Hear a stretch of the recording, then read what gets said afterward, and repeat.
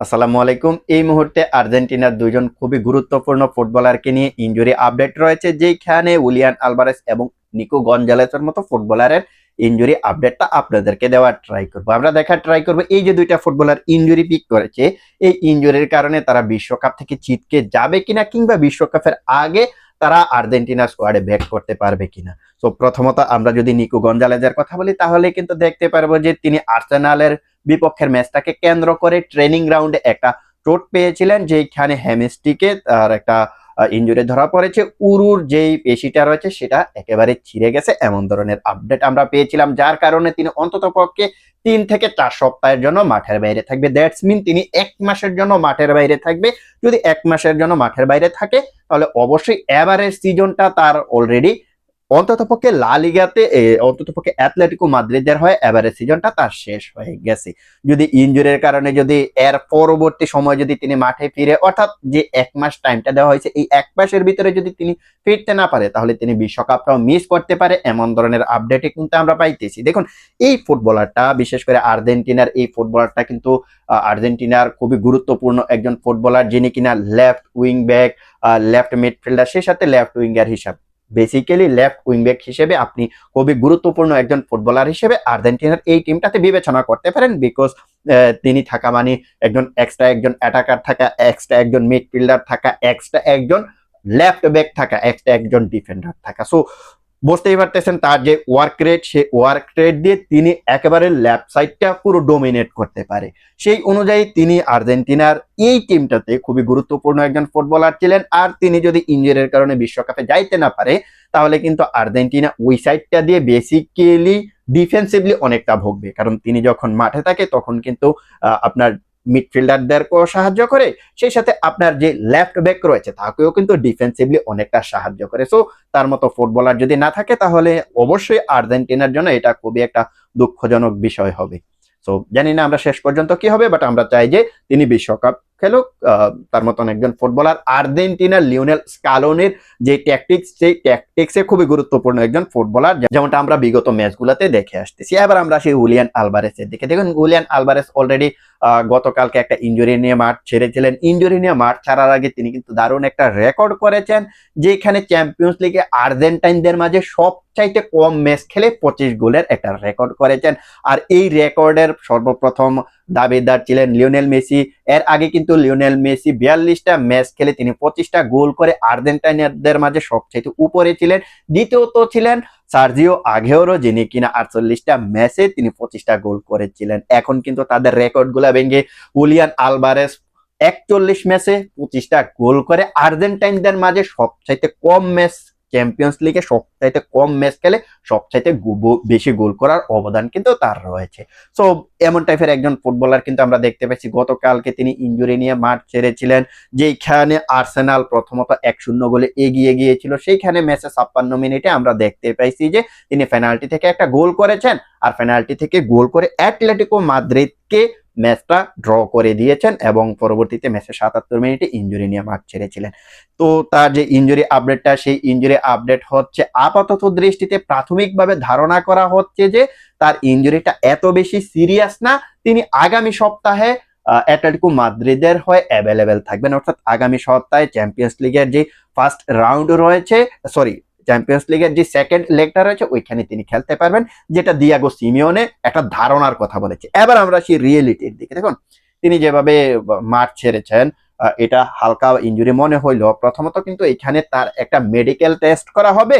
Medical টেস্টের report অনুযায়ী কিন্তু আমরা বলতে পারবো এক্স্যাক্টলি তার ইনজুরিটা কতটা গুরুতর, তিনি বিশ্বকাপটা খেলতে পারবে কি পারবে না। দেখুন, তার যখন মেডিকেল টেস্ট করা হবে, ওই মেডিকেল টেস্ট করা 24 থেকে 48 ঘন্টা পরে আমরা এক্স্যাক্টলি কিন্তু তার রিপোর্টটা হাতে পাবো। তো তার যখন রিপোর্টটা আমরা হাতে পেয়ে যাব, তখন কিন্তু আমরা দেখতে পারবো এই ফুটবলারটার ইনজুরিটা কতটা গুরুতর। দেখুন, এমন কিছু ফুটবলার কিন্তু আমরা রিসেন্টলি দেখতে পাইতেছি যারা খুব হালকা একটা ইনজুরি নিয়ে মাঠ ছাড়ছেন, বাট পরবর্তীতে এই ইনজুরিটা কিন্তু বিশাল আকার ধারণ করছে। যেমন আমরা যদি এখন ব্রাজিলের এডার মিলিতাওর কথা বলি, তাহলে দেখতে পারবেন যে হালকা একটা ইনজুরি নিয়ে মাঠ ছাড়লেন, কিন্তু এখন তাকে অপারেশনের টেবিলে যাইতে হইতেছে। সো আমরা যদি এমন টাইপের সিরিয়াস কিছু হয়, তাহলে কিন্তু আর্জেন্টিনার বিশ্বকাপে এই ফুটবলারটাকে আমরা দেখতে পারবো না। যদি এমন টাইপের কিছু হয়।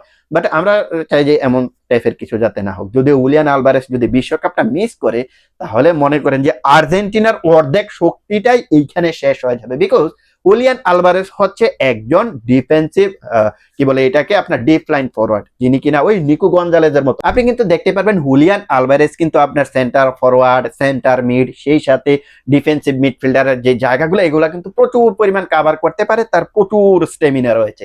তার যে স্টেমিনা, এই স্টেমিনা দিয়ে তিনি কনসিস্টেন্টলি আমার কাছে মনে হয় যে 180 মিনিট খেলতে পারবেন। অর্থাৎ লাগাতার যে 2টা ম্যাচ কোনো বিরতি না দিয়ে, সেই বিরতি না দিয়ে আমার কাছে মনে হয় যে 2টা ম্যাচ খেলতে পারবেন। ভাই, ওর যে হাই প্রেস, ওর যে ড্রেবল, ওর যে আউটসাইড অফ দ্য বক্স, ওর যে ফ্রি কিক, ওর যে ফিনিশিং, সব দিক থেকে এই মুহূর্তে আর্জেন্টিনার লিওনেল মেসির পরে সবচাইতে গুরুত্বপূর্ণ ফুটবলার হচ্ছে তিনি, তাতে কোনো সন্দেহ নেই। একটা সময় আমরা দেখতে পেয়েছি যে তিনি বেশ অনেকগুলা ম্যাচ অফ ফর্মে ছিলেন, বাট এখন তিনি কনসিস্টেন্টলি গোলের দেখা পাইতেছিলেন, ফর্মে ফিরেছেন। এই ফর্মে ফিরার পরে যদি তিনি ইনজুরির কারণে বিশ্বকাপটা মিস করে, সেটা আর্জেন্টিনার জন্য খুবই কিন্তু একটা দুঃখজনক বিষয় হবে। বিকজ তিনিও মাঠে থাকা মানে একজন মিডফিল্ডার পাইতেছেন, এক্সট্রা একজন অ্যাটাকার পাইতেছেন, যেটা আমি নিকো গঞ্জালেসের বেলায় কিন্তু বলেছিলাম। তো এমন টাইপের একজন ফুটবলার যদি আর্জেন্টিনার হয়ে বিশ্বকাপ মিস করে, তাহলে আপনি ধরে নেন যে আর্জেন্টিনার বিশ্বকাপের যে স্বপ্নটা, সেটা এখানেই শেষ, এখানেই সমাপ্তি হয়ে যাবে। বিশ্বকাপটা আমার কাছে মনে হয় যে এখানে ধামাচাপা পড়ে যাবে আর্জেন্টিনার। কারণ আমরা কিন্তু 2022 বিশ্বকাপে হুলিয়ান আলভারেসের কৃতিত্বটা কিন্তু আমরা দেখতে পেয়েছি। তিনি কি করতে পারে সেটা কিন্তু আমাদেরকে 2022 বিশ্বকাপে দেখিয়ে দিয়েছে। তারপর হচ্ছে ম্যানচেস্টার সিটিতে দেখাইছে, এখন তিনি অ্যাটলেটিকো মাদ্রিদে দেখাইতেছে। সো এমন টাইপের ফুটবলার যদি বাই চান্স যদি বিশ্বকাপটা মিস করে, তাহলে আপনারা আর্জেন্টাইন ফ্যান্স হিসেবে আপনারা বুঝতেই পারতেছেন যে আর্জেন্টিনা কি হারাইতে চলেছে। বাট আমরা চাই যে ভাই, সেটা রাইভাল টিম হোক, নিজের দল হোক, আমরা সব সময় চাই ভালো ভালো ফুটবলাররা যাতে সবসময় বিশ্বকাপ খেলুক। আমরা সেটা কিন্তু চাই সবসময় ইনজুরি মুক্ত থাকুক। বাট সবার ক্ষেত্রে তো আর বিষয়টা এরকম হয় না, সবার ভাগ্যটা তো একরকম না। যেমন ব্রাজিলের আপনার এডার মিলিতাও খুবই গুরুত্বপূর্ণ একজন কি ফুটবলার ছিলেন, তিনি ইনজুরির কারণে ছিটকে গেছেন। সেই সাথে আপনি এখানে দেখেন রদ্রিগো ইনজুরির কারণে, তিনিও কিরকম ফুটবলার আপনারা রাইভাল হিসেবে যারা আছেন তারাই জানেন, তারাও জানেন, ব্রাজিলিয়ানরা তো জানেনি। সো তিনি কি টাইপের ফুটবলার আপনারা তো সবাই বুঝে গেছেন। তিনিও বিশ্বকাপটা মিস করতেছেন। সেই সাথে এস্তেবা উইলিয়ানের মতন একজন তরুণ ট্যালেন্টেড ফুটবলারও কিন্তু বিশ্বকাপটা সম্ভবত মিস করতে যাইতেছে। সো ভাই, এই টাইপের ফুটবলার যারা বিশ্বকাপে ভালো করতে পারতো, যাদের উপর ফোকাস করে বিশ্বকাপে দলগুলা যাইতেছে এবং আমরাও ম্যাচ দেখার জন্য টিভি সেটের সামনে বসে থাকতাম, তারা যখন বিশ্বকাপে যাবে না, একজন ফুটবল ফ্যান্স হিসেবে, প্রকৃত ফুটবল ফ্যান্স হিসেবে, আপনি যেই টিমের হন না কেন, সেটা আপনি পক্ষের কিংবা বিপক্ষের রাইভাল হন না কেন, আপনার কাছে অবশ্যই খারাপ লাগবে। যেটা হয়তো আপনারা মুখে স্বীকার করবেন না, কিন্তু অন্তর থেকে কিন্তু বিশ্বাস করবেন যে এই টাইপের ফুটবলাররা যাতে বিশ্বকাপটা না মিস করে। সেই অনুযায়ী আমিও বলতে চাই, হুলিয়ান আলভারেস বিশ্বকাপ খেলুক, সেটা আমরা সবাই চাই। এই ব্যাপারে আপনাদের মতামত কি, সেটা আপনারা কমেন্ট সেকশনে জানাতে পারেন। তো আজকের ভিডিওটা এখানেই শেষ করবো, দেখা হবে অন্য কোনো ভিডিওতে। সে পর্যন্ত সবাই ভালো থাকবেন।